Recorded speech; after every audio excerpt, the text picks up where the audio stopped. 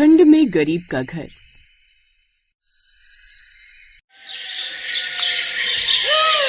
माँ, मुझे बहुत ठंड लग रही है, कुछ करो। ये टूटी छत लग रहा है हमारी जान लेकर ही मानेगी। बस मेरी बच्ची, तू फिक्र मत, थोड़ी देर और इस ठंडी हवा को झेल ले। अभी थोड़ी देर में तेरे पापा आते ही होंगे और जब वो आएंगे तो हम अपने घर की मरम्मत करवा लेंगे। पिंकी, तेरे पिताजी अभी जंगल से लकड़ियाँ लेकर आ ही रहे होंगे। जैसे ही वो आएंगे मैं घर में वो लकड़ियाँ जला दूंगी और तेरी माँ और पिता दोनों मिलकर छत की मरम्मत कर देंगे। क्यों नेहा, मैं सही बोल रही हूँ ना? हाँ माँ जी, बस वो आ तो जाए सही। न जाने कहाँ रह गए। दोपहर में गए थे लकड़ियाँ काटने, लेकिन अब तक वापस नहीं आए। दोपहर से शाम हो गई और सूरज ढलने को आए, लेकिन वो वापस नहीं आ रहे। समझ नहीं आ रहा कि आखिर वो गए कहाँ। इस तरह नेहा, आशा और पिंकी तीनों आपस में बात कर रहे थे। तभी अपने सिर पर लकड़ियों का गट्ठर लिए तरुण आता है और बाहर से अपनी पत्नी को आवाज लगाते हुए कहता है, नेहा जरा बाहर आओ और मेरे सिर से लकड़ियों का गट्ठर उतरवा दो। तरुण की आवाज सुनकर नेहा तुरंत घर के बाहर जाती है और जल्दी से वो लकड़ियाँ उसके सर से उतरवाती। जैसे ही तरुण के सिर से लकड़ियों का बोझ हटता है, वैसे ही तरुण बेहोश होकर नीचे गिर जाता है। ये देख नेहा काफी घबरा जाती है और अपनी सास को आवाज लगाते हुए बुलाती है, माँ जी देखिए, तरुण जी को कुछ हो गया है, जल्दी बाहर आइए, देखिए ना क्या हो गया है। नेहा की आवाज सुनकर अब आशा तुरंत भागती हुई बाहर आती है, जहाँ वो देखती है कि बेहोश तरुण नीचे जमीन पर गिरा हुआ। बहू, फिक्र करने वाली बात नहीं है। तरुण को सर्दी लग गई है और ये सर्दी उसके दिमाग पर चढ़ गई है। एक काम कर, इसको सहारा देकर अंदर ले चल। मैं लकड़ियाँ जला दूंगी और उन लकड़ियों पर काढ़ा बना दूंगी। तब तक तू संदूक से वो रजाई निकाल ले जो तेरे ससुर जी ने तुझे शादी में गिफ्ट में दी थी। सास की बात सुनकर नेहा सहमत हो जाती है और इस तरह नेहा और आशा मिलकर तरुण को सहारा देते हुए अंदर ले जाती। तरुण का शरीर एकदम ठंडा पड़ चुका था। पिंकी कोने में खड़ी रो रही थी और टूटी छत से बर्फीली हवा अंदर घुस रही थी। बहू, जल्दी कर, तरुण की हालत बहुत खराब है। तू संदूक से वो रजाई निकाल, मैं तब तक चूल्हा सुलगाती हूँ। नेहा अब जल्दी से संदूक के पास जाती। माँ जी, ये रजाई तो मुझे ससुर जी ने दी थी, इसे मैंने बहुत सहेज कर रखा था, पर आज जान बचाने की बात है तो इसे निकालना ही पड़ेगा। नेहा ने वो भारी रजाई तरुण पर डाल दी तो वहीं आशा ने बाहर से लाई लकड़ियाँ जलाई। अब जैसे जैसे रात बढ़ने लगती है, हवा और तेज होने लगती है। अब छत का वो टूटा हुआ हिस्सा अब उन लोगों के लिए आफत बन चुका था, क्योंकि असली फसाद की जड़ तो उनकी टूटी हुई छत थी। माँ, मुझे बहुत डर लग रहा है, देखो न, रजाई के अंदर भी पैर बर्फ जैसे हो रहे हैं, ऊपर से ओस गिर रही है और पापा की आंखें भी नहीं खुल रही हैं। क्या इस ठंड में पापा हमें छोड़कर चले जाएंगे? नहीं पिंकी, ऐसी बात नहीं है। अच्छा बोल, सब अच्छा होगा। लेकिन माँ, मुझे सच में बहुत डर लग रहा है। देखो ना, पापा ने अभी तक आंखें ही नहीं खोली है। बस मेरी बच्ची, भगवान का नाम ले। माँ जी, चूल्हा मत बुझने देना, वरना हम सब जम जाएंगे। हमारे पास तो लकड़ियाँ भी कम ही बची हैं। तू फिक्र मत कर नेहा, मैं जाग रही हूँ। तो तरुण के पैर मलती रहे, देख इसके माथे पर पसीना आ रहा है, इसका मतलब काढ़ा काम कर रहा है। इस तरफ जहाँ आशा चूल्हा नहीं बुझने दे रही थी, तो वहीं नेहा लगातार अपने पति के पैरों को मल रही थी। सुबह हो जाती है और अब सुबह हुई तो कोहरा इतना था कि हाथ को हाथ नहीं सूझ रहा था। तरुण को थोड़ा होश आया, पर वो बहुत कमजोर हो गया था। घर में राशन का एक दाना नहीं बचा था, पर तभी कमजोर आवाज में तरुण धीरे से पानी मांगता है। नेहा, पानी देना। माँ, मुझे बाहर जाने दो। अगर आज मैं मजदूरी पर नहीं गया तो शाम को चूल्हा कैसे जलेगा? लकड़ियाँ भी तो खत्म हो गई हैं। बेटा, पागल हो गया है क्या? अभी तो तुझे ठीक से होश आया है। बाहर कदम रखेगा तो फिर गिर जाएगा। अभी तेरा शरीर कमजोर है और इस कमजोरी में मैं तुझे बाहर ना जाने दूंगी। तो क्या करूँ मैं माँ? पिंकी भूख से बेहाल है। इस ठंड में भूख और ज्यादा लगती है। मुझसे अपनी बच्ची का चेहरा नहीं देखा जा रहा। आप कहीं नहीं जाएंगे, मैं पास वाली चाची के घर जाती हूँ, शायद वो थोड़ी लकड़ी और आटा उधार दे दे। नेहा बाहर निकलती है और थोड़ी देर बाद खाली हाथ और रोती हुई वापस आती है। माँ जी, कोई मदद करने को तैयार नहीं है। सब कह रहे कि इस ठंड में उनके पास खुद के लिए राशन कम पड़ रहा है। नेहा की ये बात सुनकर आशा और बाकी के घर वाले उदास हो जाते हैं। उन्हें कुछ समझ नहीं आ रहा था कि आखिर अब इस गरीबी में क्या किया जाए। देखते ही देखते शाम होने को आई थी। बाहर अब ठंडी हवा के साथ धीरे धीरे हल्की बूंदाबांदी भी शुरू हो जाती है। नेहा, मेरी कुल्हाड़ी उठाकर ला। आज मैं घर की पुरानी टूटी हुई चौखट और वो टूटा हुआ संदूक तोड़ दूंगा। अरे बेटा, ये क्या कह रहा है? संदूक तोड़ देगा तो सामान कहाँ रखेगा? और चौखट के बिना तो घर खुला हो जाएगा। माँ, जब जान ही नहीं बचेगी तो सामान का क्या करूँगा? इस लकड़ी को जलाकर ही आज रात कटेगी। मैं अपनी आंखों के सामने अपनी माँ, पत्नी और बच्चे को जमते हुए नहीं देख सकता। और तरुण कांपते हाथों से पुराने संदूक को तोड़ देता है। नेहा की आंखों में आंसू थे क्योंकि उस संदूक से उसकी काफी यादें जुड़ी थी, पर वो जानती थी कि आज आग जलना बहुत जरूरी है, इसलिए वो कुछ नहीं कहती। देखते ही देखते अब उनकी रात भी गुजर जाती है और अगली सुबह आसमान थोड़ा सा साफ होता है। हल्की सी धूप टूटी छत से अंदर आने लगी और तरुण अब थोड़ा बेहतर महसूस कर रहा था। नेहा, आज मैं शहर जाऊंगा, चाहे बोझा ढोना पड़े या पत्थर उठाने पड़े, मैं पैसे लेकर ही आऊंगा। छत की मरम्मत के लिए भी कुछ तिरपाल लाना पड़ेगा, क्योंकि अगर मैं घर में ही रहा तो मेरे घर का गुजारा नहीं हो सकता। और आस पड़ोस के लोग भी हमारी तब मदद करेंगे जब हमारे पास कुछ होगा, क्योंकि आज के जमाने में सिर्फ पैसा ही तो होता है जो लोगों को खुद से जोड़ता है। अब मैं पूरी तरह ठीक हूँ, इसीलिए मैं अपनी छत को ठीक करने के लिए और अपने घर में राशन लाने के लिए इतना पैसा तो आज इकट्ठा करके ही आऊंगा। ठीक है, आप जाइए, पर ध्यान रखना, अपना गमछा लपेट कर जाना। मैं और माँ जी घर की सफाई करते हैं और ऊपर से जो पानी टपक रहा है वहाँ बर्तन लगा देते हैं। जा बेटा, भगवान तेरा साथ देगा। तूने हमारे लिए अपना घर तक तोड़ने की हिम्मत दिखाई है, ऊपर वाला तुझे खाली हाथ नहीं भेजेगा।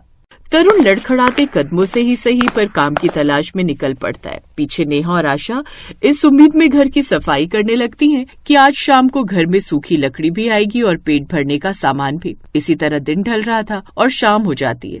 नेहा और पिंकी दरवाजे पर बैठी दूर तक टकटकी लगाए देखती रहती हैं। तभी तरुण दूर से आता हुआ दिखता है। उसके कंधे पर एक बोरी थी और हाथ में कुछ लकड़ियाँ। माँ देखो, पापा आ गए, पापा कुछ लेकर आए हैं। देखो नेहा, आज मंडी में काम मिल गया था। ये थोड़ा आटा है, आलू है और ये देखो एक प्लास्टिक की तिरपाल भी लाया हूँ। आज हम छत पर इसे बांध देंगे, फिर पानी अंदर नहीं गिरेगा। चलिए, भगवान का लाख लाख शुक्र है। माँ जी देखिए, तरुण जी राशन ले आए। उस रात उन्होंने संदूक की टूटी लकड़ियों पर गरम खाना बनाया और तिरपाल की वजह से घर के अंदर ठंडी हवा भी कम ही आ रही थी। गरीबी तो अभी भी थी, पर उस दिन के बाद से उन लोगों की गरीबी में थोड़ा सुधार आने लगा, क्योंकि अब तरुण गांव में नहीं बल्कि शहर में जाकर काम ढूंढा करता था और शहर में उसे आसानी से काम मिल भी जाया करता।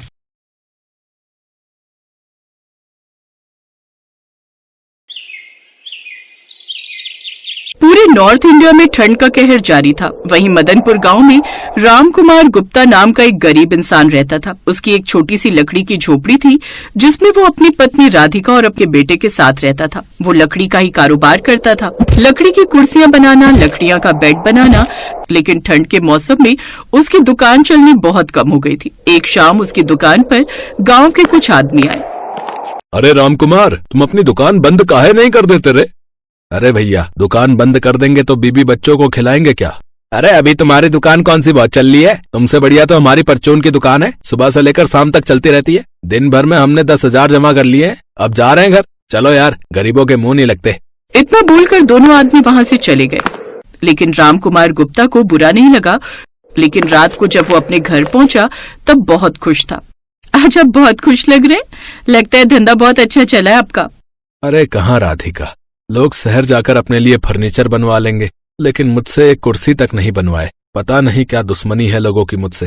अरे पापा, तो फिर आप इतने खुश क्यों हैं आज?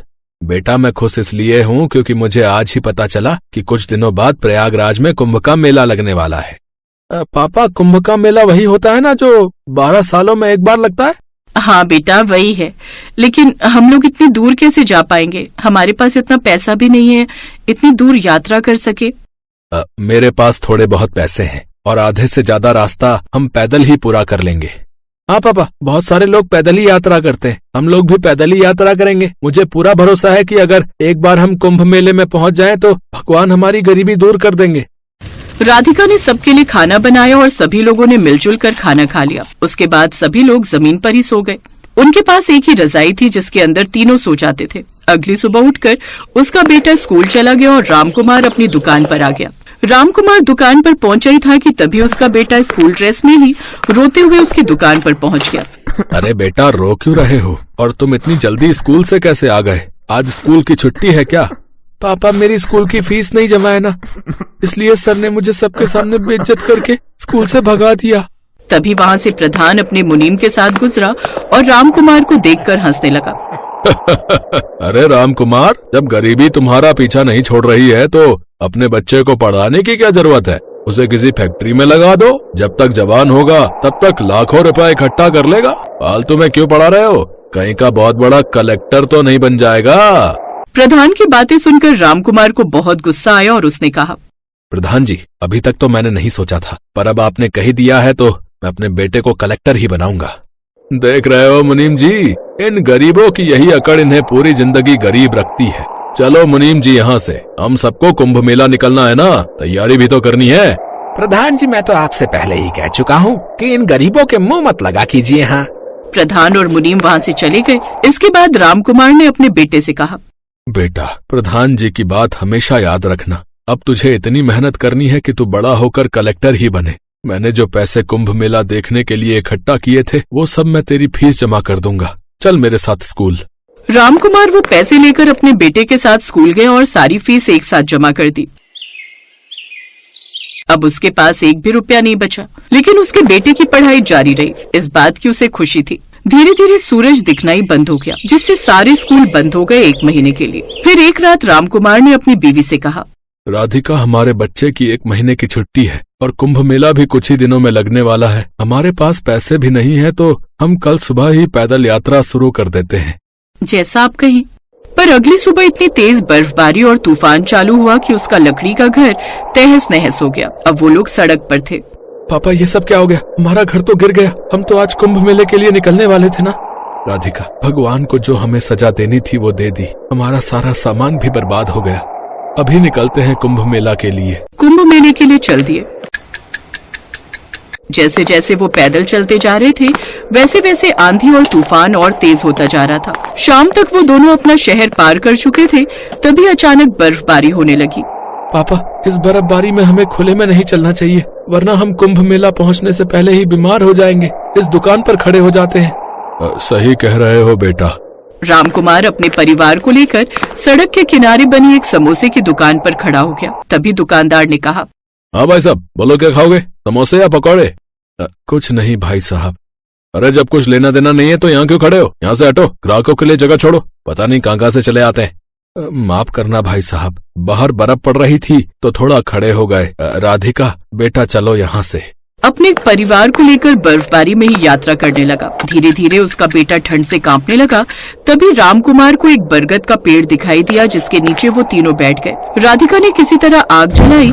थोड़ी गर्मी महसूस हो जाने के बाद रामकुमार ने फिर से यात्रा करने का फैसला किया। ऐसे ही संघर्ष करते करते किसी तरह कई दिनों बाद रामकुमार अपने परिवार को लेकर कुंभ मेला पहुंच ही गया। भगवान का लाख लाख शुक्र है, इतनी मुसीबत के बाद भी हम आखिर कुंभ मेला पहुंच ही गए। रामकुमार ने अपने परिवार के साथ गंगा में स्नान किया, भगवान की पूजा अर्चना की और फिर से अगले ही दिन वहां से पैदल ही निकल पड़े। वापस आने में भी उन्हें उतना ही संघर्ष करना पड़ा जितना यहाँ से जाने में करना पड़ा था। फिर भी किसी तरह अपने गांव वापस आ गए, लेकिन वापस आकर उन्होंने देखा तो उनका गांव कश्मीर के किसी कब्रिस्तान से कम नहीं लग रहा था। पापा मम्मी, हमारा गांव कहाँ गायब हो गया? चारों तरफ तो बर्फ ही बर्फ जमी हुई है। ऐसा लग रहा है हम लोग कश्मीर में हैं। हमारा घर भी देखो बर्फ से ढक गया है। बेटा, हमारा घर तो पहले ही गिर गया था, लेकिन ये अच्छा हुआ कि चारों तरफ बर्फ ही बर्फ है। जैसे मैंने लकड़ी का घर बनाया था, वैसे ही अब हम लोग मिलकर बर्फ का घर बनाएंगे। हाँ पापा, मैंने सुना है बर्फ का घर बहुत मजबूत होता है और गर्मी में एसी लगवाने की भी जरूरत नहीं पड़ेगी। हम लोग बहुत शानदार घर बनाएंगे। आप दोनों क्या बच्चों जैसी बातें कर रहे हो? अभी ठंड में तो बर्फ का घर नहीं गिरेगा, लेकिन जैसे ही गर्मी का मौसम आएगा वैसे सारी बर्फ पिघल जाएगी। राधिका, मुझे भगवान का नाम लेकर बस बर्फ का घर बनाने दो, बाकी जो होगा देखा जाएगा। अब रामकुमार और उसके बेटे ने मिलकर बर्फ का घर बनाना शुरू किया। बर्फ की कमी नहीं थी, इसीलिए कुछ ही घंटे बाद एक बहुत ही बड़ा आलीशान और खूबसूरत बर्फ का घर बनकर तैयार हो गया। लेकिन जैसे ही वो लोग घर के अंदर गए, वैसे ही उन्होंने देखा कि घर के हर कमरे में बेडरूम था। घर के अंदर गर्माहट थी और ढेर सारी धन दौलत भी रखी थी। तभी बर्फ की दीवार से एक आवाज आई, रामकुमार, ये घर कोई साधारण घर नहीं, बल्कि जादुई बर्फ का घर है। तुम्हारे परिवार की भक्ति देखकर भगवान शिव तुम पर बहुत प्रसन्न हैं। तुम लोग इतना संघर्ष करके कुंभ मेला गए, वहां ईश्वर की आराधना की और फिर पैदल ही वापस आए। ये देखकर भगवान ने तुम्हें ये आशीर्वाद के रूप में दिया है। अब तुम्हें किसी भी चीज की कभी कोई कमी नहीं रहेगी। इतना बोलकर उस दीवार से आवाज आनी बंद हो गई। बहुत तगड़ा आशीर्वाद दे गए। वो सब घर के अंदर पहली बार बिना किसी टेंशन के सोए और सब खुशी खुशी रहने लगे।